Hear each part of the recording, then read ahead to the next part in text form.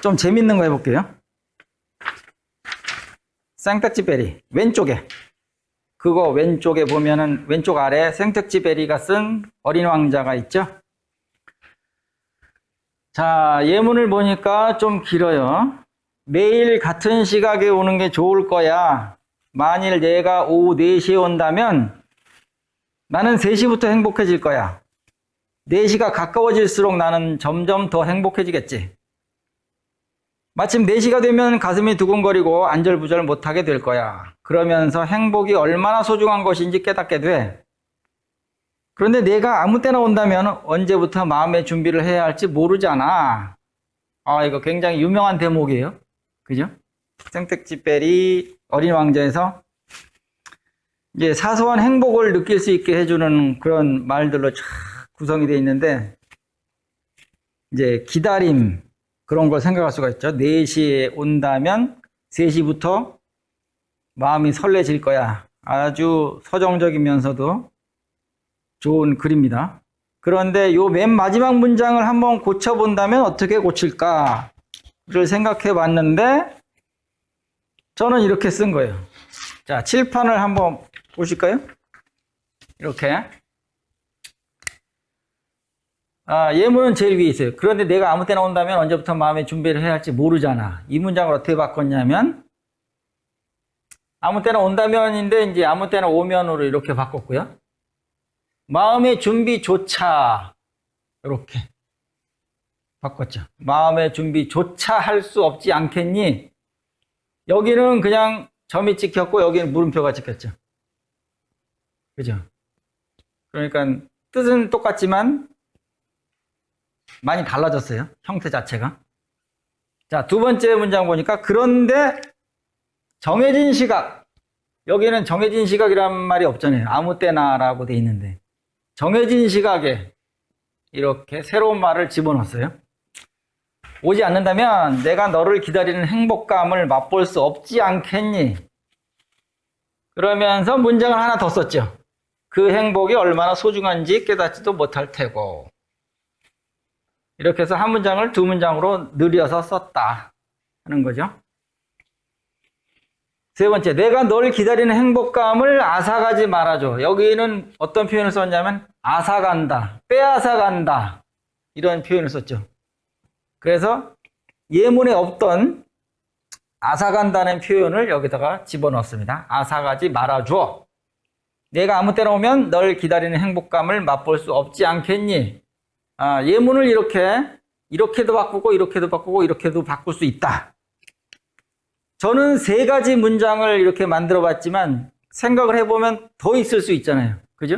이거는 우리가 얼만큼 응용을 하냐에 따라서 여러 개의 문장으로 또 바꿀 수가 있을 거예요. 그러니까 이런 연습을 하다 보면 이게 결정적으로 문장을 자유자재로 갖고 노는 실력이 생긴다는 거예요.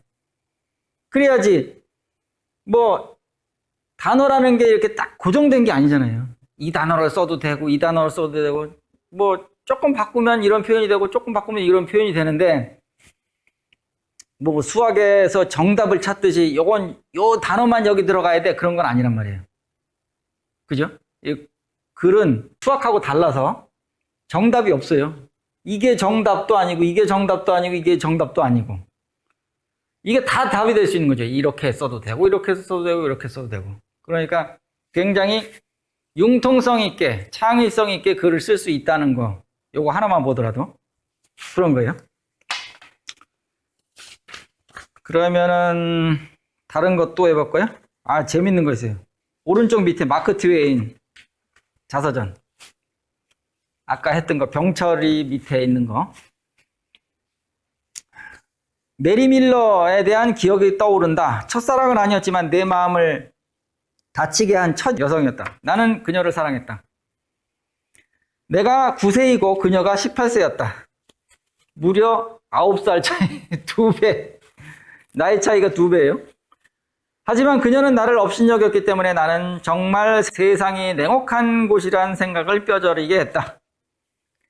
그전에는 세상이 그토록 냉혹하다는 것을 실감하지 못했다. 하지만 이런 슬픔은 오래가지 않았다. 이내 사랑의 감정을 메리 밀러보다 1살 위인 아티미시아에게로 돌렸기 때문이다. 내 감정을 내비쳤을 때 그녀는 내 감정을 업신여기지 않았을 뿐만 아니라 나를 놀리지도 않았다. 이게 무슨 내용인가 하면 9살 때 마크 트웨인이 짝사랑을 했다는 거예요. 그래서 메리 밀러라는 여자를 좋아했는데 그 사람은 자기 나이의 2배였다. 자기는 9살이고. 그러다가 이제 그 사람한테 퇴짜를 받으니까 마음이 상했는데 이내 다른 사람에게 마음이 돌아갔다. 아티미시아로 돌아갔다. 그런 내용입니다. 그래서 맨 마지막에 있는 문장, 내 감정을 내비쳤을 때 그녀는 내 감정을 업신여기지 않았을 뿐만 아니라 나를 놀리지도 않았다. 이 문장을 어떻게 바꿀 것이냐? 그녀는 메리 밀러와는 달랐다. 해서 단문으로 하나 썼고요. 그녀가 물론 아티미시아겠죠? 내 감정을 그녀에게 보여줬을 때 존중해 줬다. 3개 문장으로 썼네요. 업신여기지도 않고 놀리지도 않는다. 이렇게. 1개 문장인데 3개 문장으로 쪼갰죠. 그 다음에 2번째, 내 마음에 상처를 준 첫 번째 여성과는 달랐다. 사랑하는 마음을 전달했을 때 날 업신여기지도 않고 놀리지도 않았다. 이런 식으로 바꿀 수가 있겠다. 그런 거죠. 예. 이거 뭐 하다 보면 좀 재미있습니다. 제가 직접 쓴 거를 이렇게 읽어드리면 별로 연습이 안 되는데 실제로 해보면 연습이 돼요. 그러니까 백지 상태에서 아무것도 없는 상태에서 바꿔보는 연습을 하는 거죠. 이게 연습이라는 거예요. 그러면 맨 마지막 페이지 2개를 더 해보죠. 맨 마지막 페이지. 사흘간의 여행으로 몹시 피로했던지 집에 돌아온 날 초저녁부터 골아 떨어졌던 수정은 다음날 정오가 돼서야 일어났다. 자, 이 문장을 어떻게 바꾸냐면 사흘 여행을 마치고 돌아온 수정은 초저녁부터 자기 시작해 그 다음날 정오가 되어 눈을 떴다. 이렇게 바꿨고요. 수경은 사흘간의 여행으로 몹시 지쳤다. 집에 돌아오자마자 초저녁부터 골아 떨어지더니 다음날 2시가 돼서야 잠이 깼다. 이렇게 해도 되겠다. 3번째, 사흘간의 여행으로 녹초가 된 수경은 집에 돌아온 날 초저녁에 자기 시작해서 다음날 정오가 돼서야 눈을 떴다. 자, 비슷비슷한 문장이에요. 다 약간씩만 바꾸면 이렇게 바꿀 수가 있겠다. 그런 거죠. 그 다음에 맨 마지막에 오스카 와일드가 쓴 살로메 본문 중에서 발췌를 했습니다. 내가 탐내는 것은 당신의 입술이에요. 요카난. 당신의 입술은 상아탑에 두른 주홍띠 같아요. 상아 칼을 들어 둘로 나눈 석류 같아요. 하지만 티루스의 정원에 피어나는 장미보다 붉은 석류꽃도 당신의 입술만큼 붉지는 않아요. 맨 마지막 문장을 어떻게 바꿨냐면 이렇게 했어요. 당신의 입술은 어찌나 붉은지 아마 티루스의 정원에 있는 석류꽃도 못 따라갈걸요? 석류꽃은 장미보다도 붉은데 말이에요. 이렇게 했고요. 또 하나는 티루스의 정원에 있는 석류꽃은 장미보다도 붉은데 당신의 입술만큼은 못 따라갈걸요? 이렇게 바꿨습니다.